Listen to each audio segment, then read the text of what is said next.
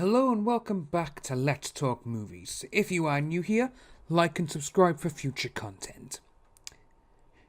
The year is 2019 and this year marks a very special year for comic fans around the world.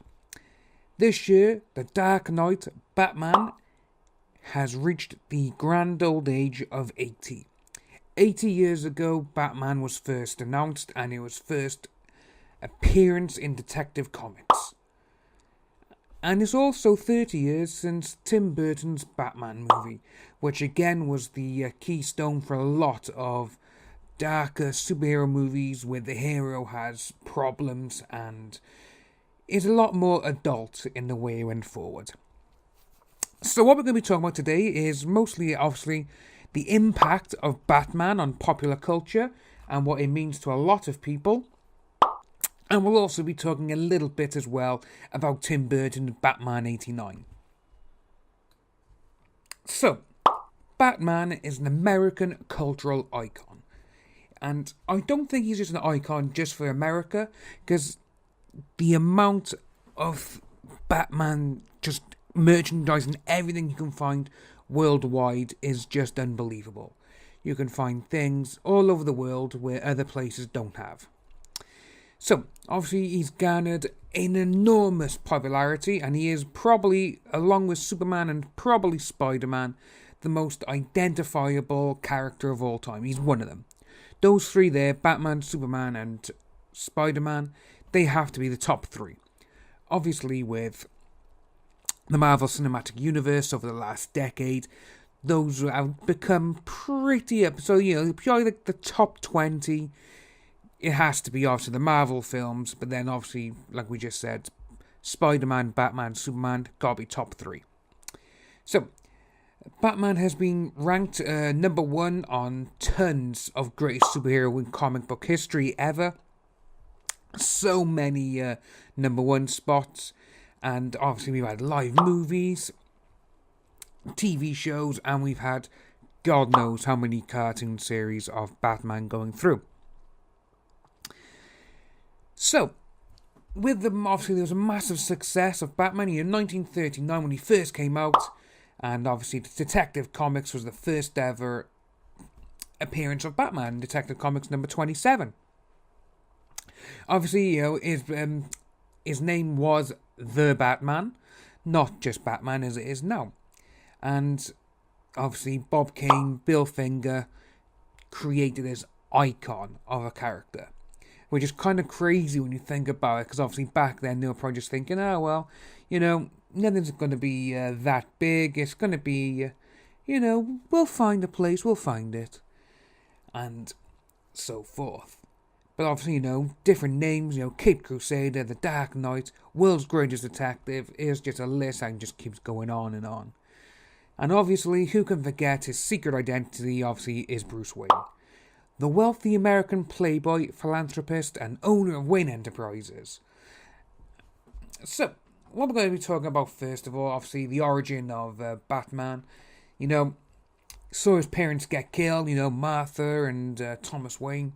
And obviously, he took it upon himself to rid Gotham of all the criminals and the underworld. Obviously, the bat coming through the window and everything else, I can still say in the first thing, that's it, I shall become a bat. It's, when you look at the way comics were done back then, obviously to what they are now, back then it was literally, I think it was mostly about the art back then as well. They never had the stories that you have now for them. And obviously Bob Kane and Bill Finger. Bob Kane, had the idea, and that was it. Obviously Bill Finger is the one who wrote and helped them out. So what we have here, we actually have an excerpt from Bob Kane's autobiography, which was released actually in 1989, 30 years ago. And obviously 30 years ago was when Tim Burton's Batman was first released. So, the excerpt is, one day I called Bill and said, I have a new character called The Batman, and I made some crude elementary sketches I'd like you to look at. He came over and I showed him the drawings. At the time, I only had a small domino mask like the one Robin later wears on Batman's face. And Bill said, why not make him look more like a bat and put a hood on him, and take the eyeballs out and just put slits for eyes to make him look more mysterious. At this point, the Batman wore a red union suit. The wings, trunks, and mask were black. I thought that red and black would be a good combination. Bill said the costume was too bright. Colour it dark grey to make it look more ominous. The cape looked like two stiff bat wings attached to his arms. As Bill and I talked, we realised that these wings could get cumbersome when Batman was in action and changed them into a cape. Scalloped to look like bat wings when he was fighting or swinging down on a rope. Also, he didn't have any gloves on, and we added them so that he wouldn't leave fingerprints. Just that there, that just shows, again, that the Batman character could have been so different to what we have today. Who knows where he would have been? Who knows if he would have been as popular with that sort of outfit? No one will ever know. But obviously then, there was the golden age of comics as well, when all this started, and it was just crazy when the golden age took off. And obviously you had Batman, Superman, you had a lot of the big time comics coming out. But so Detective Comics number 27 was released in May 1939, and obviously that was the first appearance of the Batman. And again, these books, I think I saw one the other day, he was going for something like $1 million, which is crazy money when you think about it. But if anyone can get them, get, no matter what the condition is, just try and get it. But yeah, so obviously the first Batman story was called The Case of the Chemical Syndicate. And Bill Finger has said, Batman was originally written in the style of the pulps. And the influence was evident with Batman showing little remorse over killing or maiming criminals. And obviously that was the future of Batman, shall we say, was that he doesn't kill, but obviously he has killed in the past. And, obviously Batman proved a massive hit at the time. And it was only a year later when he received his own solo title, while continuing to star in Detective Comics as well. And again, just going back this year now, this month actually, I believe it's on the 27th of this month, so 27th of March, Detective Comics 1000 is going to be out. 80 years of Batman, Detective Comics 1000, it's going to be a huge, huge seller. So if anyone's trying to get their hands on one, I'd pre-order it now if I was you.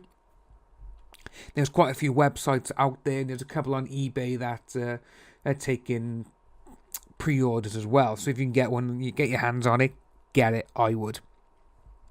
I've already got my pre-order set up at Forbidden Planet, so I'll be getting my comics there and then. So, and there's supposedly something like 30 or 40 different covers as well for it. So it's going to be a lot of covers. So that's going to be kind of cool to see if there is that many. I believe that is just a rumor at the moment. But I do know that there is, I think, around 10 or 11. Like Jim Lee has got 2. And there's just so many different comics artists have got them.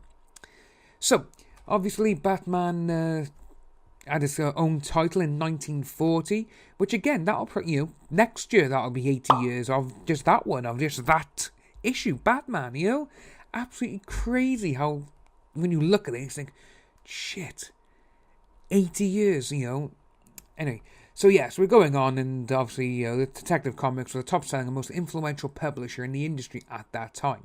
Obviously, Batman, and as we all know, the other superhero at the time was Superman, and the cornerstones of the company's success. Obviously, to this day and age, Action Comics, Detective Comics, these are the two biggest going for them.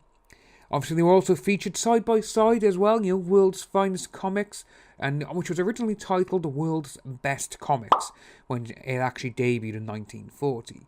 And obviously, Jerry Robertson and Dick Sprang also worked on the strips during this period as well.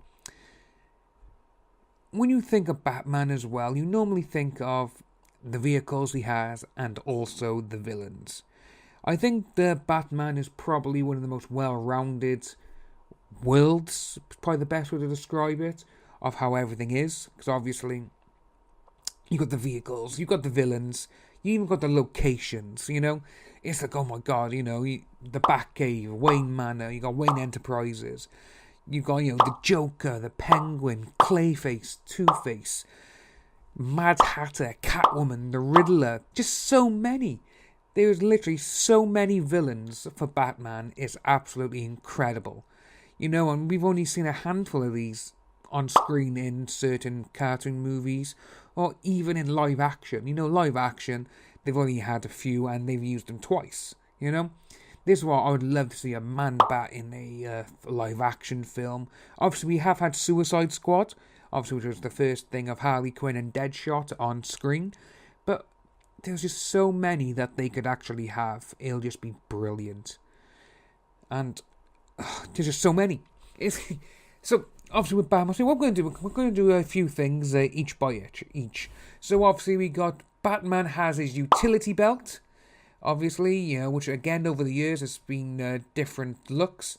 But I think the majority of people who actually know about the actual utility belt is, when you look at them, is what they've had, and I think it's the Batman 89 version and the 1966 version of the Bat belt, which has got obviously the yellow belt from 1966, which has got all the pouches on, and obviously you've got the yellow belt from Tim Burton Batman movies, which they both just look incredible. I would absolutely love to have the 69 Bat belt. I just think it looks incredible. I just absolutely love it. Just the way it looks, like the big buckle has got the big bat sign on, and then obviously, it's got all the pouches which you can put everything you need into them, whatever you need, your smoke pellets, your batarangs, your lockpick, your rebreather. The amount of when you look through what Batman's actually used on his Bat utility belt, it's like, where is he hiding all of this shit? It's absolutely crazy. Just sometimes, well, he's always gonna have a lockpick, one of his rebreathers. He's always gonna have a smoke pellets, and he always has the batarang, which to me, the batarang is most likely the best weapon in all the comics. I absolutely love the batarang, because the batarangs, they just look cool as well, And again, just going from 66 all the way up to this day and age, they haven't really changed that much, but they still, you can tell it's a Batman, it's a boomerang, it's a batarang, It's got that just cool shit about it. So, we got them, and obviously you have the Bat weapons. The Bat weapons, which has got, in the 66 version, you had the Batzooka, I believe it was called, which is like, Batman doesn't use guns, but he uses a bazooka. That's what I like to hear. But moving on quickly, we have obviously the vehicles Batman has had. So you've had obviously the Batplane, the Batboat, the Batbike, basically any type of vehicle, and you just put a bat in front of it. But obviously, everyone loves and everyone knows the Batmobile. For me, my favourite Batmobile is the 89 and 92 Batmobile. To me, it just looks just so stealthy, and it just looks so intimidating. It's absolutely crazy. I absolutely love it. But again, you cannot forget, the 66 Batmobile. You can't even forget the Batmobiles that were in the comics. Well, the one with the massive bat head on the front, was the Bat Ram. And you had just so many different versions going throughout. It's just incredible how they just kept coming up with brand new Batmobiles. Before, the Batmobile used to look sleek, it used to be, very, very comic booky is probably the best way to describe it. Also, the way it looked, the angles, had the fins and everything else. But recently, obviously going with the Dark Knight trilogy and also the brand new Batman movies, they've gone more like a tank and a more military style of vehicle. But for me, it'll always be the Tim Burton Batmobile, because it just looks fantastic. And obviously you do, the 92 animated series one kind of resembles the 92 version a little bit with the Tim Burton style, but overall, I just love the Tim Burton one. It just looks absolutely fantastic. So I'm going to end it right by here for now, as we've got, as we have got quite a bit more to go through. So what we'll be looking at next is Batman's outfits and how his costume has changed through the years, and we'll also have a bit of a closer look through his sidekicks such as Batgirl, Robin, Nightwing. If you are new, hit the subscribe button, hit the bell for the little notification sound, and we'll see you soon.